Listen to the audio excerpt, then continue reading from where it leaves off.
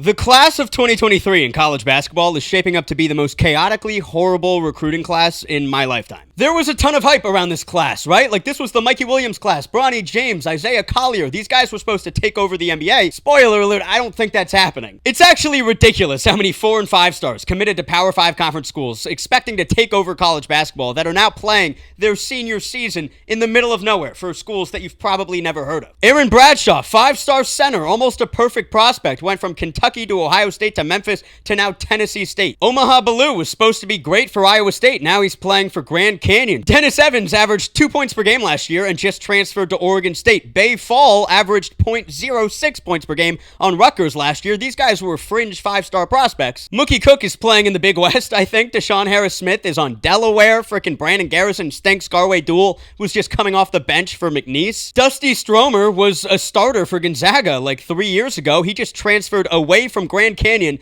to San Diego, a 12-win team. Rayvon Griffith is on Cleveland State now. Gabe Cupps, who was supposed to be the white boy savior of Indiana, is now playing for Illinois Chicago in the Missouri Valley. This class also has unexplainable nonsense going on, like Mikey Williams and the fact that he just played for Sacramento State as a redshirt sophomore after being the face of high school basketball. Aiden Holloway might go to frickin' jail. Zayden High and Jizzle James were kicked off their teams this year. Dink Pate was on the New York Knicks and is now playing for Providence. I don't know if it's as a freshman or a senior. I don't get what's going on. Now, as far as the guys that aren't busts but aren't sniffing the NBA, there are plenty. I think the poster child of this is Blue Kane. No offense to Blue Kane. I love Blue Kane. Then there are the summer league guys that like maybe 1 or 2 of them can get rotational minutes in the NBA. But for the most part, I don't really see these guys as NBA players. Maybe DJ Wagner breaks out under Buzz Williams. Maybe Wes Yates blossoms into a first-round guy. Ruben Chinyelu has a high motor, but he can't stretch the floor in an NBA way. Jeremy Fears and Elliot Cadeau, probably a little too short, can't really shoot that well. I feel like Cohen Carr actually probably plays in the NFL over the NBA, if anything. Then there are the guys that could become NBA good if they develop correctly, if everything goes right. I would be willing to bet that like 3 or 4 of these guys become rotational guys. Maybe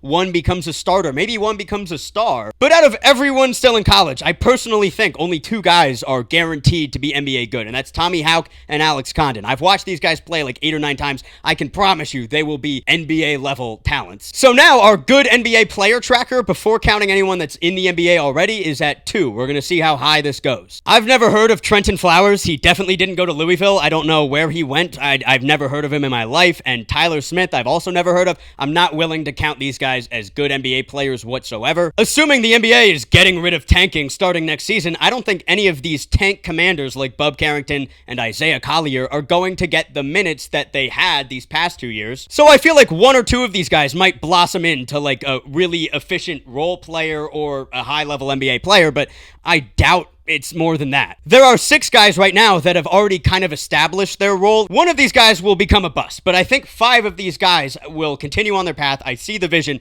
We can up the ticker to 8 or 9 NBA good players. And then the last 2 players remaining, guys that I think could potentially become all-stars if everything goes right, Stephon Castle and Keyshawn George, which gives us a final tally of 1 or 2 stars and 10 or 11 good NBA players out of 1,000 plus high school grads in 2023. That's crazy. And it's possible that nobody becomes a star. It's possible that we look back at this recruiting class and say it's the worst in the history of organized sports.